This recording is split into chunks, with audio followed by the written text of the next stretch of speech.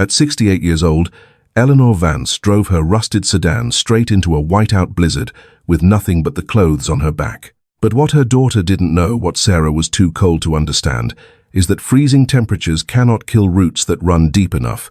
If you've ever given everything to someone only to be discarded when your accounts ran empty, this story is for you. If you've ever been called useless by the person you built with your own hands, keep listening. If you've ever sat in a freezing car wondering if your life is over, pay attention. Subscribe now, because what Eleanor dug out of the ice when the storm finally broke will make you believe that some things are simply meant to survive. The windshield wipers snapped back and forth across the cracked glass. Heavy, wet snow piled at the edges of the frame. Eleanor gripped the steering wheel with bare hands. Her knuckles were completely white against the black plastic. The heater in the old sedan had stopped working 200 miles ago. She wore a thick flannel shirt and a simple knit cardigan. It was not enough for a mountain winter. The cold made her ribs ache with every breath. Her breath plumed in the dark cabin of the car. In her right coat pocket rested a tarnished silver hand trowel. It had belonged to her mother. Her right thumb rubbed the cold metal edge inside the fabric. It was the only object she had taken. The tires slipped on a patch of black ice. The sedan drifted toward the shoulder. Eleanor did not take her foot off the gas pedal. She corrected the wheel and kept moving forward. The dashboard clock glowed pale green. It read Christmas night. She had exactly $42.12 in her worn leather wallet. That was the total sum of her life. She was driving toward a collapsed stone farmhouse. It was a property her daughter had called entirely worthless. It sat at the end of a mountain road that no longer appeared on most maps. The snow was falling harder now. The headlights barely cut through the swirling white wall. She kept her eyes locked on the faint dark line of the pine trees.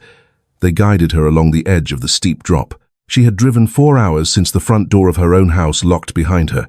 She didn't look at the phone resting on the passenger seat. The screen was completely dark. There were no missed calls. There were no text messages asking if she was safe in the storm. The fuel gauge needle rested dangerously close to the empty red line. She tapped the glass of the dashboard. The needle did not move. She had enough gas for perhaps 10 more miles. The farmhouse was supposed to be 8 miles ahead. The math was simple and unforgiving. If the road was blocked, the car would stop. If the car stopped, she would freeze. She thought about the $42.12. It would not buy a tow truck on Christmas night. Eleanor shifted in the driver's seat. Her lower back throbbed with a dull, heavy ache. Her knees felt stiff and swollen from the freezing air. She reached into her pocket again. She touched the silver trowel. The metal was freezing. It grounded her. The road began to incline sharply. The engine whined in protest as she pressed the pedal further. Snow piled up in the center of the unplowed lane. The undercarriage of the sedan scraped against the packed ice. It sounded like someone dragging a shovel across concrete. The wind hit the side of the car with massive force. The old vehicle shuddered. Eleanor leaned closer to the windshield. She narrowed her eyes against the glare of the snow. There was no turning back. There was nowhere to turn back to. The mountain road narrowed as she climbed higher. The pine branches hung heavy with fresh snow. They scraped against the passenger side window. The sound was loud in the quiet car. Eleanor blinked slowly. Her eyes burned from staring into the whiteout. She rolled down her window exactly 1 inch. Freezing wind screamed into the cabin. The blast of ice hit her face. It forced her to stay awake. She closed the window again. Her hands shook slightly as they returned to the wheel. The phone on the seat remained perfectly silent. She glanced at the dark rectangle of glass. She did not reach for it. She knew exactly what she would find. Nothing. She looked back at the road. The headlights illuminated a massive snowdrift blocking the right lane. She steered the sedan into the oncoming lane to pass it. There was no danger of hitting anyone. Nobody else was driving up this mountain tonight. She focused on the next 10 feet of road, then the next 10 feet. That was how you survived an impossible distance. You only looked at the piece you could cross right now. The dashboard clock turned to midnight. Christmas was officially over. She was 68 years old. She was alone on a dark mountain. She kept driving. The snow continued to fall in heavy, blinding sheets. The heater vents remained completely cold. Eleanor Vance, 68 years old, drove deeper into the mountains. She had spent the last 40 years building a life she no longer owned. Before the sacrifices began, she had a quiet routine. Every morning for 2 decades, she woke at 4. She watered the pothos plant on her kitchen windowsill. She tied a white apron over her clothes. She walked 3 blocks to the corner bakery that had her name on the awning. She loved the smell of yeast and toasted almonds. She knew exactly where to step to avoid the loose ceramic tiles near the ovens. She grew tomatoes and climbing roses in a small garden behind her house. She dug the earth with the tarnished silver trowel. Then, Sarah brought home the acceptance letter to medical school. Eleanor signed the deed to the bakery over to a buyer on a Tuesday morning. She took the cashier's check directly to the university bursar. She did not keep a single dollar. When Sarah announced her engagement to a man who wanted a country club wedding, Eleanor went to the bank. She closed her retirement account entirely. She paid the caterers and the florists in full. When the wedding bills outgrew the account, she sold her house. She moved into a rented apartment. She wrapped the silver trowel in an old dish towel and brought it with her. When the twins were born, the phone rang in the middle of the night. Eleanor gave up the rented apartment. She packed her clothes into 3 suitcases. She moved into the guest room down the hall from the nursery. For 5 years, her world shrank to the size of that house. She woke at 4 in the morning to warm bottles. She paced the hardwood floors from midnight until dawn with colicky babies. She rubbed their small backs. She sang the lullabies her own mother had sung. Sarah slept in the master bedroom with the door closed. Eleanor never knocked on that door. She let her daughter rest. She managed the entire household so her daughter could build a private medical practice. She did the grocery shopping on Tuesdays. She carried heavy canvas bags up the front steps. Her knees began to ache during the second winter. She bought an over-the-counter fabric brace. She wore it under her trousers. She never mentioned the pain to anyone. She cooked 3 meals a day from scratch. She stood at the stove for hours making the complex dishes Sarah's husband demanded. The heat made her ankles swell. She scrubbed the cast-iron skillets until her hands were raw. She was the invisible engine of the house. She did not ask for a salary. She did not ask for days off. She remembered one evening in the kitchen when Sarah was exhausted from a residency shift. Eleanor placed a plate of hot food in front of her. Sarah reached out and held Eleanor's hand. Sarah looked at her and promised they would always be a team. Eleanor trusted that quiet moment. She believed the exhaustion in her bones was the price of belonging. Eleanor had worn the same grey winter coat for 7 years. The cuffs were frayed into loose threads. The zipper caught halfway up the track. She never bought a new one. The twins needed winter boots. The twins needed private tutors for reading. The private medical practice required expensive waiting room furniture. Eleanor wore the frayed coat and walked to the grocery store to save on gas. She remembered the day Sarah opened her private clinic. There was a grand opening party with catered champagne. Eleanor baked 5 dozen miniature tarts for the guests. She wore her frayed grey coat. She stood in the back of the room near the coat rack. Sarah gave a toast to the crowd. Sarah thanked her investors. Sarah thanked her husband. Sarah did not look toward the back of the room. Eleanor had smiled anyway. She had clapped her hands until they stung. She returned to the house alone to relieve the babysitter. She put the twins to bed. She washed the baking sheets in the dark kitchen. She took the silver trowel from her nightstand drawer. She sat on the edge of the guest bed and ran her thumb over the metal. She believed she was essential. She thought they were building a family together. The rusted sedan hit another patch of solid ice. The steering wheel jerked hard to the right. Eleanor's shoulders tensed as she pulled the car back into the shallow ruts. The dashboard clock read 12:15. She kept her foot on the gas. The snow continued to fall in heavy, blinding sheets. The heater vents remained completely cold. Eleanor Vance, 68 years old, drove deeper into the mountains. She had spent the last 40 years building a life she no longer owned. Before the sacrifices began, she had a quiet routine. Every morning for 2 decades she woke at 4. She watered the pothos plant on her kitchen windowsill.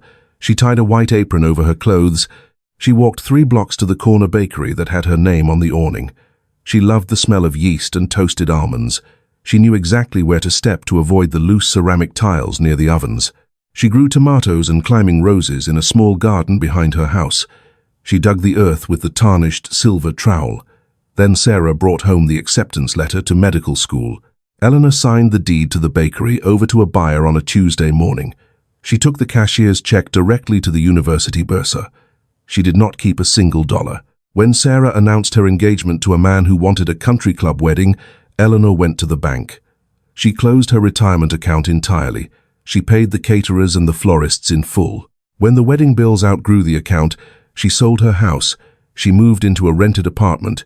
She wrapped the silver trowel in an old dish towel and brought it with her. When the twins were born, the phone rang in the middle of the night. Eleanor gave up the rented apartment. She packed her clothes into 3 suitcases. She moved into the guest room down the hall from the nursery. For 5 years, her world shrank to the size of that house. She woke at 4 in the morning to warm bottles. She paced the hardwood floors from midnight until dawn. With colicky babies, she rubbed their small backs. She sang the lullabies her own mother had sung. Sarah slept in the master bedroom with the door closed. Eleanor never knocked on that door. She let her daughter rest. She managed the entire household so her daughter could build a private medical practice. She did the grocery shopping on Tuesdays. She carried heavy canvas bags up the front steps. Her knees began to ache during the second winter. She bought an over-the-counter fabric brace. She wore it under her trousers. She never mentioned the pain to anyone. She cooked 3 meals a day from scratch. She stood at the stove for hours, making the complex dishes Sarah's husband demanded. The heat made her ankles swell. She scrubbed the cast-iron skillets until her hands were raw. She was the invisible engine of the house. She did not ask for a salary. She did not ask for days off. She remembered one evening in the kitchen when Sarah was exhausted from a residency shift. Eleanor placed a plate of hot food in front of her. Sarah reached out and held Eleanor's hand. Sarah looked at her and promised they would always be a team. Eleanor trusted that quiet moment. She believed the exhaustion in her bones was the price of belonging. Eleanor had worn the same grey winter coat for 7 years. The cuffs were frayed into loose threads. The zipper caught halfway up the track. She never bought a new one. The twins needed winter boots. The twins needed private tutors for reading. The private medical practice required expensive waiting room furniture. Eleanor wore the frayed coat and walked to the grocery store to save on gas. She remembered the day Sarah opened her private clinic. There was a grand opening party with catered champagne. Eleanor baked 5 dozen miniature tarts for the guests. She wore her frayed grey coat. She stood in the back of the room near the coat rack. Sarah gave a toast to the crowd. Sarah thanked her investors. Sarah thanked her husband. Sarah did not look toward the back of the room. Eleanor had smiled anyway. She had clapped her hands until they stung. She returned to the house alone to relieve the babysitter. She put the twins to bed. She washed the baking sheets in the dark kitchen. She took the silver trowel from her nightstand drawer. She sat on the edge of the guest bed and ran her thumb over the metal. She believed she was essential. She thought they were building a family together. The rusted sedan hit another patch of solid ice. The steering wheel jerked hard to the right. Eleanor's shoulders tensed as she pulled the car back into the shallow ruts. The dashboard clock read 12:15. She kept her foot on the gas. The winter sun reflected sharply off the stainless steel refrigerator. Eleanor stood at the kitchen island in her simple knit cardigan. She had been awake since 4 in the morning. She had prepared a massive cinnamon brioche wreath for Christmas breakfast. The sweet smell of yeast and baking sugar filled the warm air. She wiped the flour from the marble counter with a damp cloth. Her lower back ached with a dull, heavy rhythm. Her hands were dry and cracked from washing the holiday dishes the night before. She poured black coffee into 2 matching ceramic mugs. The house was perfectly quiet. The twins were upstairs in the playroom. They were already occupied with the expensive electronic tablets Sarah had purchased. Eleanor heard footsteps on the hardwood stairs. Sarah walked into the kitchen wearing a new cashmere sweater and tailored linen trousers. Her hair was perfectly styled for the holiday photographs they usually took at noon. Sarah did not look at the fresh brioche wreath. She did not reach for the warm ceramic mug of coffee. She carried a thick manila folder under her left arm. She placed the folder flat on the cold marble counter. She slid it deliberately next to the crystal sugar bowl. "We need to sit down," Sarah said. Eleanor wiped her hands on her apron. She looked at the brown paper of the folder. She did not sit down. "We're worried about you, Mom," Sarah said smoothly. "At your age, you can't manage the stairs here anymore." Eleanor stared at her daughter. Her bedroom was on the first floor. She only used the stairs to carry the twins' laundry to their rooms. Eleanor looked down at the open folder. The top document was a formal legal eviction notice. It required her to vacate the premises within 30 days. Someone had already crossed out the 30 days with a black pen. The word immediate was written in sharp cursive above it.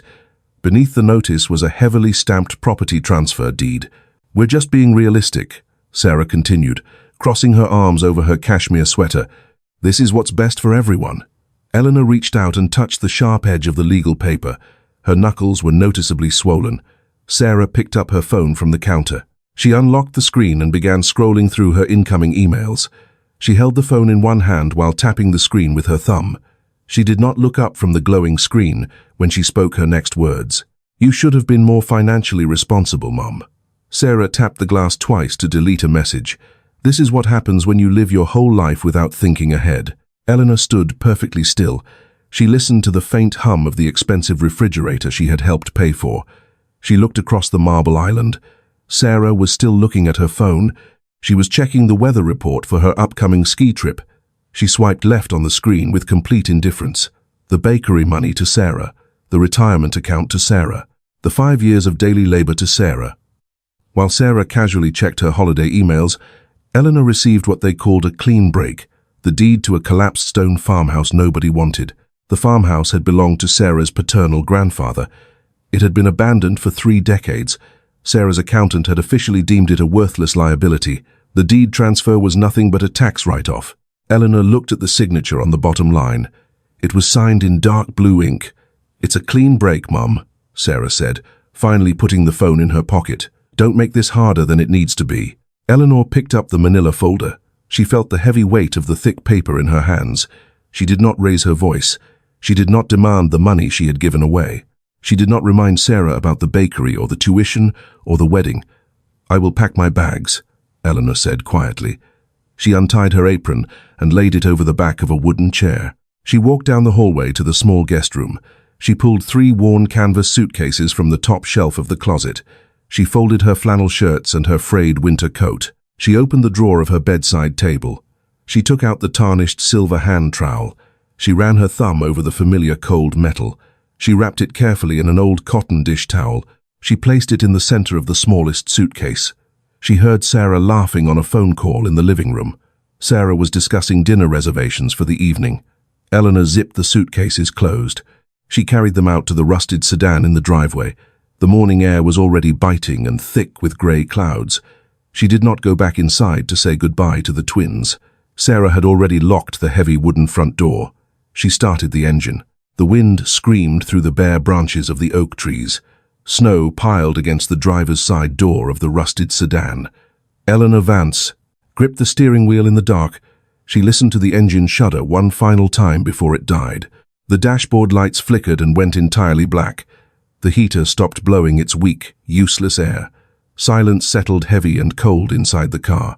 The clock on the dashboard had frozen at 1 in the morning. Christmas was officially over. She was 68 years old and completely alone on a mountain. She sat in her thin flannel shirt and frayed knit cardigan. The fabric offered no protection against the rapidly dropping temperature. Her breath formed thick white clouds in the enclosed space. The cold seeped through the floorboards and into her scuffed leather work boots. Her toes were already entirely numb. Her swollen knees throbbed with a deep, persistent ache. Every joint in her hands felt stiff and brittle. She looked at the passenger seat next to her. Her phone rested on the cracked vinyl. The screen glowed faintly in the pitch-black cabin. She reached out with trembling fingers and picked it up. She unlocked the screen to check the notifications. The missed calls counter read 0. The text message inbox was completely empty. There were no messages from Sarah asking if she had survived the drive. There were no messages from anyone at all. The last notification was an automated alert from a local pharmacy. It reminded her of a blood pressure prescription she could no longer afford to fill. She pressed the power button and watched the screen turn black. She set the phone face down on the passenger seat. She reached into her coat pocket and pulled out her worn leather wallet. She opened the metal clasp with stiff thumbs. She touched the edges of the paper bills inside. She had exactly $42.12 left to her name. She closed the wallet and placed it on top of the silent phone. She looked through the frost-covered windshield. The faint outline of the collapsed farmhouse stood 50 yards away. It looked like a jagged pile of black stones against the white snow. She thought, "I cannot survive a winter storm in a dead car. I am 68 years old with $42.12, and I cannot fix a collapsed roof." The math of survival was too large to look at directly. Walking back down the mountain road was impossible. The nearest town was 14 miles away through a whiteout blizzard. She leaned her head back against the frozen headrest. She watched the frost crystallize on the inside of the glass. The cold was beginning to feel heavy and almost peaceful. She thought about leaving the doors locked. She thought about pulling her frayed collar up and closing her eyes. She thought, "This is where I die. Not tomorrow, but tonight, in this freezing car. This is what dying alone looks like." She let her hands fall into her lap. Her right hand brushed against her deep coat pocket. Her fingers touched cold metal. She reached inside and pulled out the tarnished silver hand trowel. It was the only thing she had kept from her old life. She held it up in the dim light. The smooth handle was worn from years of her mother's grip. She ran her thumb over the dirt embedded in the silver grooves. She thought of the climbing roses she had grown behind the bakery. She thought of the dirt under her fingernails from planting tomatoes. She had built things from the dirt her entire life. She squeezed the silver trowel until her hand cramped. The cold metal bit into her palm. It was a sharp, solid pain that cut through the numbness. She looked at the dark pile of stones in the distance. She would not freeze in a car her daughter had forced her into. She grabbed the metal handle of the driver's side door. The lock was frozen solid. She slammed her shoulder against the door panel once. She slammed it again, harder, ignoring the sharp pain in her collarbone. The ice cracked loudly. The heavy door swung outward into the howling wind. The storm hit her face like physical blows. She stepped out into snow that reached above her knees. She left her 3 canvas suitcases in the trunk. She left her wallet and the silent phone on the passenger seat. She held only the silver hand trowel. She pushed the heavy car door shut. The wind knocked her sideways on her very first step. She sank to her thighs in a heavy snowdrift. The rusted sedan disappeared behind a solid wall of white. She was 50 yards from the collapsed stone farmhouse. 50 yards was an impossible distance in this storm. She held the silver hand trowel tightly in her right fist. She used it to break the crust of ice forming on the snow ahead of her. Her scuffed leather boots filled immediately with freezing water. The cold traveled up her shins. It felt like sharp needles piercing her skin. Her swollen knees protested with a sharp, stabbing ache. She dragged her left leg forward through the heavy drift. She planted her foot firmly in the snow. She dragged her right leg forward. She repeated the brutal, slow motion. The wind tore at the frayed cuffs of her knit cardigan. Ice crystals formed rapidly on her eyelashes. She blinked them away. She kept her eyes fixed on the dark, jagged shape ahead. Sarah's accountant had called the property a worthless liability. The accountant was wrong. It was much worse than worthless. As Eleanor drew closer, the full ruin of the structure emerged from the whiteout. The entire left side of the slate roof had caved in years ago. Massive oak support beams lay splintered under mountains of snow. The windows on the ground floor were completely shattered. Jagged shards of glass stuck out from rotting wooden frames. A thick layer of ice coated the exposed interior walls. A rusted iron gutter swung violently in the wind. It banged against the remaining masonry. The sound was a hollow, metallic drumbeat. Nature had reclaimed the building entirely. Eleanor stopped 10 feet from the front steps.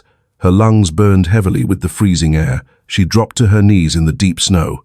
Her body simply refused to take another step. She looked at the ruined stones. She looked at the open sky where a ceiling should have been. There was no shelter here. She was 68 years old. She had walked away from the only enclosed space left. She lowered her head toward the freezing snow. She stared at the white powder blowing across her knees.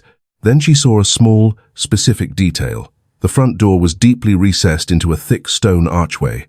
It was made of massive, solid oak planks. It had not rotted.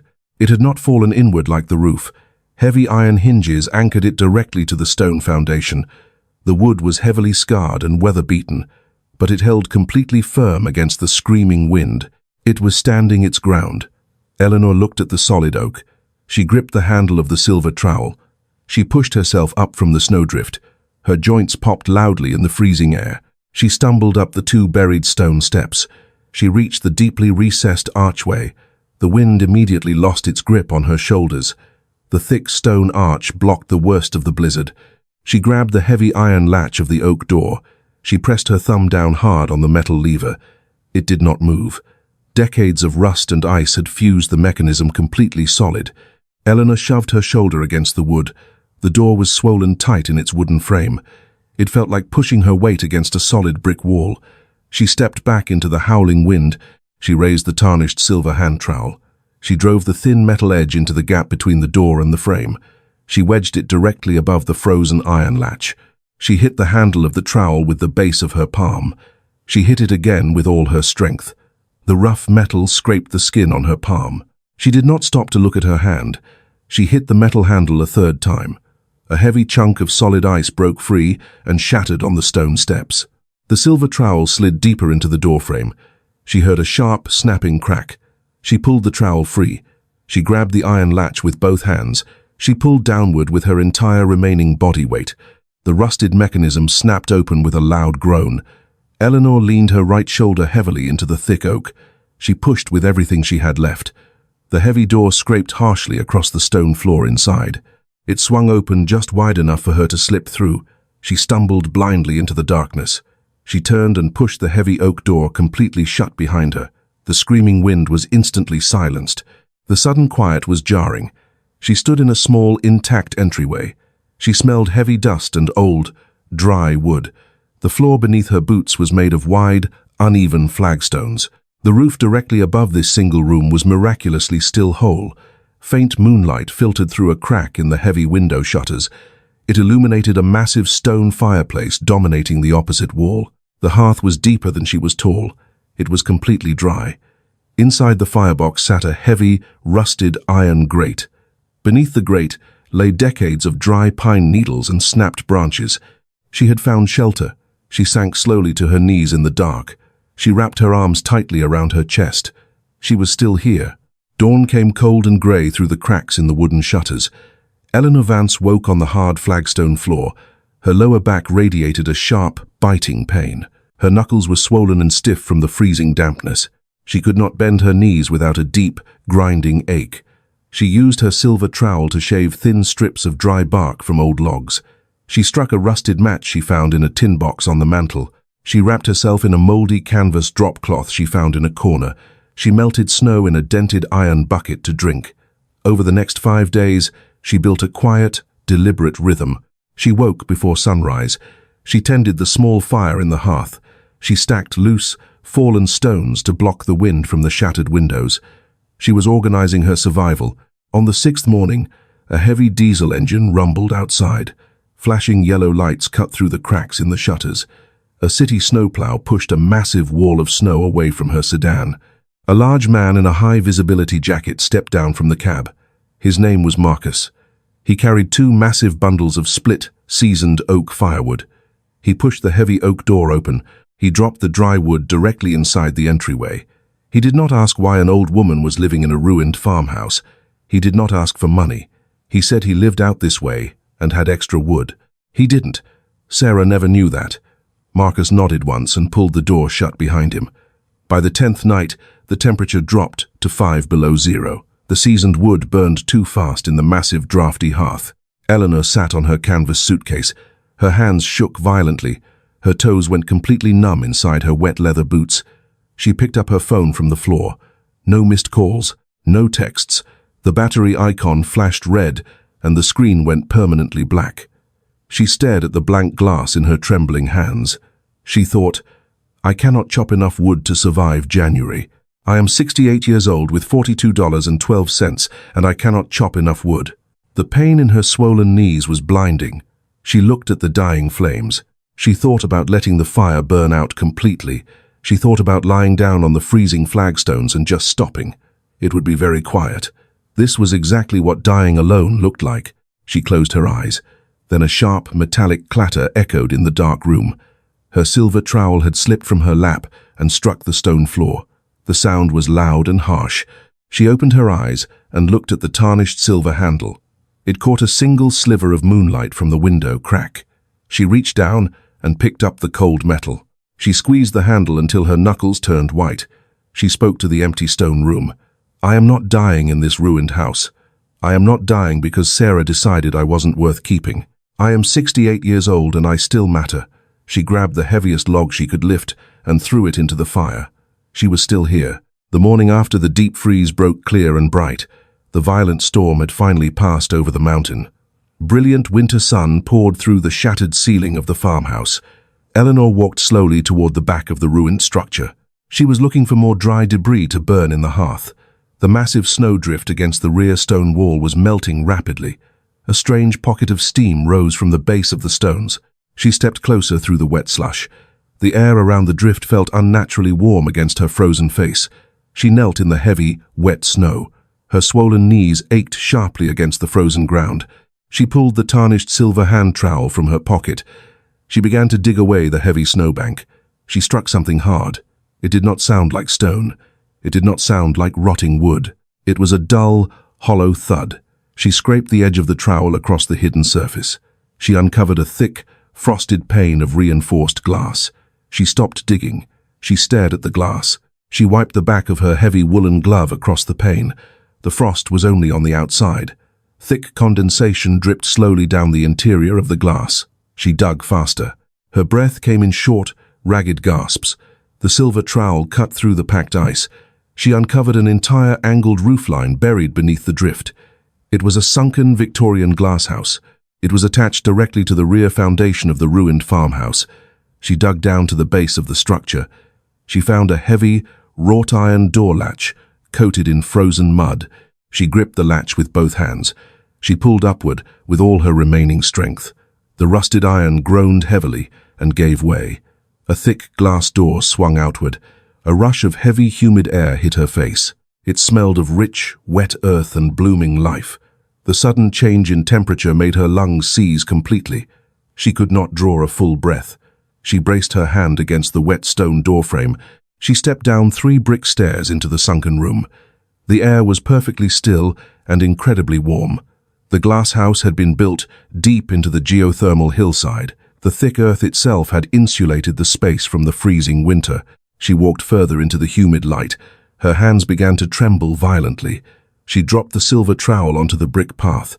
The metal rang out loudly in the quiet space. She did not pick it up. She looked at the walls. Thick, leafless green vines clung tightly to the crumbling brickwork. Suspended from the vines were hundreds of massive, pale white flowers. Their petals were long and delicate. They looked like pale frogs suspended mid-leap in the humid air. They were winter-blooming ghost orchids. They were a species officially considered commercially extinct. Sarah's accountant had never walked behind the ruined farmhouse. He had never cleared the snow from the sunken glasshouse. Eleanor reached out with a shaking hand. She hovered her bare fingertips inches from a pristine white petal. She pulled her hand back quickly. She wiped her eyes with the frayed cuff of her cardigan. She stepped backward onto the brick stairs. She looked at the far wall again. The massive white flowers were still there. She walked forward and examined the deep, thriving root systems. They had survived for decades in the forgotten dark. They had fed on the rich, insulated soil. They had waited patiently for the snow to melt. She looked down at her tarnished silver hand trowel. It rested on the damp earth between the old red bricks. Her mother had used it to plant simple roses in a small yard. Eleanor had used it to break the ice of her own frozen tomb. Now it pointed directly toward a botanical fortune. She walked down the center aisle of the glasshouse. Her wet leather boots left dark footprints on the dry bricks. She examined a cluster of orchids hanging from a rotting wooden trellis. The green stems were thicker than her thumbs. The root networks were massive and silver green. She counted 20 massive blooms on a single vine. She walked slowly to the next wooden trellis. She counted 30 more identical blooms. The sheer scale of the botanical discovery registered in her mind. There were over 300 blooming plants in the sealed room. Each mature mother plant represented an impossible financial return. Her chest heaved heavily under her thick flannel shirt. She could finally draw a full breath. She sank slowly to her knees on the warm bricks. She placed her bare, calloused hands flat against the wet, rich soil. She looked up at the condensation dripping from the glass ceiling. "You survived," she whispered to the empty, humid room. "You survived all this time in the dark." The scale of the miracle was completely undeniable. She was entirely surrounded by life. Eleanor walked out of the glass house and waited for the heavy diesel engine. Marcus arrived the next morning with his city snowplow. She rode in the heated cab down the cleared mountain road. She walked into the small-town hardware store with her worn leather wallet. She placed her exact change on the scratched wooden counter. She spent her final $42.12. She bought heavy, clear plastic sheeting and 3 thick rolls of waterproof tape. She had absolutely no money left in the world. Marcus drove her back up the steep mountain road She spent 4 days climbing a rusted aluminum ladder she found in the brush. Her swollen knees ground together with a sharp pain on every single rung. She stretched the thick plastic tightly over the shattered roof panes. She sealed the edges with the heavy waterproof tape. She blocked the freezing winter drafts from entering the humid room. She used her tarnished silver hand trowel to dig out old terracotta pots. They were buried deep in the mud beneath the rotting wooden benches.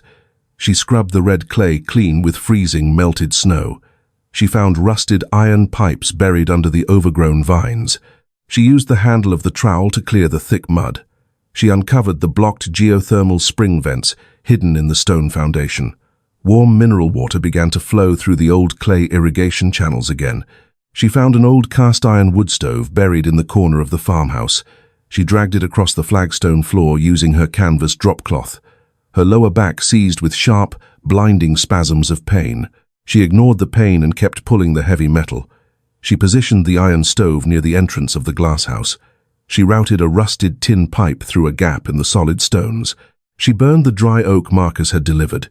The iron stove radiated deep, steady heat into the fragile ecosystem. The glasshouse had been a dark, rotting pit of broken glass and dead leaves. Now it was a sealed, humid sanctuary smelling of wet clay and green life. She carefully divided the massive, overgrown orchid root systems. She packed the rich geothermal earth into the clean terracotta pots. She lined the mother plants in perfectly straight rows along the wooden benches. She cut a single white bloom with a small pocket knife. She placed it in a glass jar filled with fresh spring water. Marcus drove her to the State University Agricultural Office in the valley. She set the glass jar directly on the front desk. 2 days later, a credentialed botanist named Dr. Harrison arrived at the farmhouse. He wore a heavy grey wool coat and carried a metal testing case. He stepped down the 3 brick stairs into the sunken glasshouse. He stopped walking immediately. He dropped his heavy metal case onto the wet brick path. He stared at the hundreds of suspended white flowers. He pulled a small jeweler's loop from his deep coat pocket. He leaned closely to examine the silver-green root structure of a large vine. He did not touch the delicate white petals. He looked back at Eleanor. He spoke in a quiet, tight voice. "These are winter-blooming ghost orchids. They were declared commercially extinct in 1994. He walked slowly down the center brick aisle. He counted the massive mother plants hanging from the wooden trellises. He took a leather notebook from his coat pocket. He wrote a figure on the pale paper with a blue pen. He turned the notebook around for Eleanor to read. He spoke the exact amount out loud in the quiet room. "Each mature mother plant is worth approximately $4,500. You have over 300 intact mother plants thriving in this room. This entire colony is worth over $1,350,000. Eleanor looked at the specific numbers written in dark blue ink. She looked at the massive white petals hanging above her head. She did not shout. She did not cry or drop to her knees. She picked up her silver trowel from the damp wooden potting bench. She wiped the wet earth from the metal blade with her thumb. The late afternoon sun broke through the heavy winter clouds outside. It struck the repaired plastic sheeting on the angled roof. The light fractured into long, golden bands across the damp red bricks. The condensation on the white petals glittered like cut glass. The ruined space was now completely and genuinely beautiful. She owned every single leaf. The winter snow began to recede slowly from the mountain road. Eleanor Vance walked into the ruined stone entryway of the farmhouse. She walked over to her canvas suitcase lying on the floor. She picked up the dead, black cell phone from the side pocket. She held it in her calloused hand for 3 seconds. She walked over to a rusted iron bucket filled with ash and broken glass. She dropped the black plastic rectangle directly into the heavy debris. She did not look at it again. She turned and walked back into the humid, breathing glasshouse. Her shoulders physically dropped a full inch. The tight, hard knot at the base of her neck completely dissolved. She felt the damp, heavy air settle deep into her lungs. She felt the solid, warm brick beneath her scuffed boots. She sat on a wooden bench surrounded by hanging white orchids. She pulled the tarnished silver trowel from her pocket. She looked at the worn metal handle in her hand. "You were right about the dirt, Mum," she said quietly to the empty room. "It always holds you when you fall." Word of the blooming ghost orchids traveled down the mountain road. It reached the valley floor before the spring thaw arrived. It started with Marcus and his snowplow roots. It spread through Dr. Harrison and the University Agricultural Office. People from the nearest town began to drive up the mountain. They did not wait for formal invitations. The town sitting in the valley had a specific, quiet character. It had a general store with a faded green canvas awning. It had a small diner with red checkered curtains in the windows. It had a white wooden church with a modest, peeling steeple. A woman named Clara arrived first in a rusted blue pickup truck. She brought heavy rolls of black roofing paper and a canvas tool bag. She walked directly to the collapsed side of the stone farmhouse. She did not ask for permission to be there. She simply began sorting the usable oak beams from the rotten wood. Clara had lost her own bakery to a corporate buyout 10 years ago. She understood the quiet, desperate labor of starting over from nothing. An older man named Thomas drove up in a faded station wagon. He carried heavy wooden boxes of copper nails and thick slate shingles. He walked into the warm glasshouse and found Eleanor repotting seedlings. He took off his worn canvas work hat. He looked at the deep laugh lines around her eyes. "You have your grandfather's hands," Thomas said quietly. "He used to buy his supplies at my father's hardware store." He set a heavy box of copper nails on the brick floor. He said to watch for a woman who knew how to grow things in the dark. Thomas smiled at the suspended white flowers hanging from the trellises. "We've been waiting for you." More trucks began arriving on Saturday mornings. They brought salvaged lumber and heavy canvas tarps. They brought thermoses of hot black coffee and wrapped sandwiches in foil. Nobody offered Eleanor charity. Nobody spoke to her with the polite, distant pity reserved for victims. They recognized her as the woman who had conquered the winter mountain. They recognized her purely as an equal. Eleanor did not hide inside the glasshouse while they worked. She stood on the wooden scaffolding right beside them. She held the heavy oak beams while Clara drove the copper nails. She learned how to mix mortar in a heavy steel wheelbarrow. She carried buckets of wet cement until her arms shook violently. The deep ache in her joints slowly transformed over the weeks. It was no longer the sharp, biting pain of freezing decay. It was the dull, heavy burn of building something new.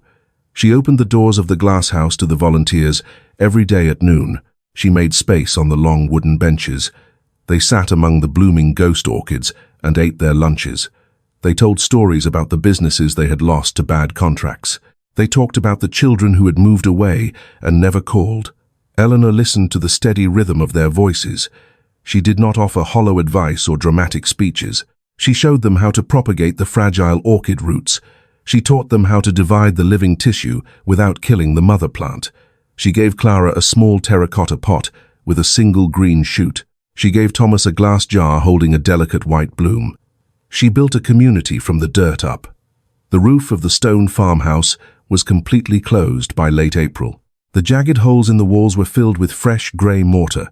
The heavy oak door swung smoothly on newly oiled iron hinges. The space was no longer a ruined, forgotten tomb. It was a fortress. Eleanor stood in the center of the restored stone entryway. She breathed in the smell of fresh-cut pine and warm earth. She was entirely whole. The late May sun warmed the newly laid gravel of the mountain road. The heavy winter snow had been gone for 2 full months. A sleek black SUV climbed the final steep incline toward the farmhouse. The heavy tires crushed the loose stones with a slow, deliberate crunch. The vehicle parked exactly where Eleanor's rusted sedan had died 5 months earlier. The engine idled for a moment before turning off. The driver's side door swung open. Sarah stepped out onto the mountain dirt. She wore a crisp beige trench coat and expensive leather boots. Large designer sunglasses hid her eyes from the bright afternoon glare. She held a new leather briefcase in her right hand. She stood perfectly still and looked at the property. She looked at the solid slate roof of the farmhouse. She looked at the fresh grey mortar between the heavy stones. She stared at the thick plastic sheeting protecting the sunken glasshouse. She did not look like a woman visiting her mother. She looked like a corporate investor arriving for a site inspection. Eleanor stood in the heavy oak doorway. She wore her frayed knit cardigan and a thick canvas work apron. Her hands were covered in dark, rich potting soil. She held the tarnished silver hand trowel loosely by her side. Sarah walked up the stone path. She stopped at the bottom of the newly repaired steps. She took off her sunglasses and offered a practiced, bright smile. "We've been so worried about you, Mum," Sarah said smoothly. "You never called to tell us you were safe." Eleanor looked at her daughter's expensive leather briefcase. She did not step aside to let her into the entryway. She did not invite her to sit by the fire. "We saw the University Agricultural Journal online yesterday," Sarah continued. "Dr. Harrison published a massive paper on the ghost orchids." Sarah looked past Eleanor's shoulder toward the humid glasshouse. Her eyes locked onto the faint white shapes visible through the glass. "It is incredible what you survived out here," Sarah said. She stepped up onto the first stone step. "But at your age, you can't manage a $1 million botanical operation alone." Sarah placed her hand flat on the heavy oak doorframe. "We brought contracts to set up a proper family trust. We are just being realistic, Mom. This is what's best for everyone." Eleanor looked at her daughter's perfectly manicured nails against the rough wood. She felt the heavy, solid handle of the silver trowel in her own calloused palm. She remembered the freezing night in the dead sedan. She remembered the violent wind tearing at her frayed coat. She did not feel a spike of anger. She did not feel the crushing weight of betrayal anymore. She only felt the quiet, steady rhythm of her own breathing. "We're not being cruel. We're being practical," Sarah said. Sarah unlatched the brass lock on her leather briefcase with her thumb. She pulled out a thick stack of printed legal documents. "It is a clean break for the taxes. You will get a very comfortable percentage of the auction sales." Sarah held the papers out toward Eleanor's chest. "It is only fair, since the flowers were on Grandfather's deed anyway." The accidental truth hung loudly in the warm mountain air. Eleanor looked at the white legal paper. She did not reach for it. She looked directly into her daughter's eyes. "You handed me an eviction notice on Christmas morning," Eleanor said quietly. "You gave me this ruined farmhouse because you thought it was entirely worthless." She wiped the dark soil from her hands onto her canvas apron. "Because you thought I was entirely worthless." Sarah lowered the papers slightly. Her practiced smile faltered at the edges. "Mom, don't make this harder than it needs to be.